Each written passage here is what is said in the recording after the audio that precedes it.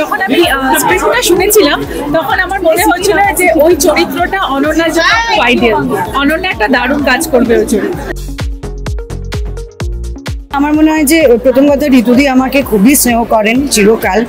আর ঋতুদির যদি সেই রকম একটা কোনো কিছু থাকতো আমার সঙ্গে রেষারেষি বা হিংসে, তাহলে আমাকে ঋতুদিই কাস্ট করেছে অ্যাকচুয়ালি এই ছবিতে, এবং বলেছিল যে এই চরিত্রটা তুই ছাড়া কিন্তু হবে না, তোকে করতেই হবে। আর নিজের জায়গায় আমরা মন দিয়ে নিজের কাজ করেছি।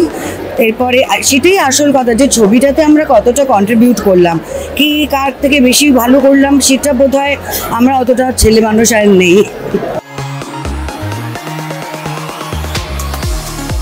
এই ধরনের ছবি যদি মানুষকে উদ্বুদ্ধ করতে পারে, কারণ ছবি তো এক শুধুমাত্র বিনোদন হতে পারে না, তার মধ্যে একটা সামাজিক বার্তা থাকলে পরে মানুষের ভালো লাগে। তো আমি আশা করব এই ম্যাডাম সেনগুপ্তর মাধ্যমে এই ছবি কিছুটা হলেও কিছু মানুষকে হলেও যেন উদ্বুদ্ধ করে কণ্ঠ ছাড়ার জন্য।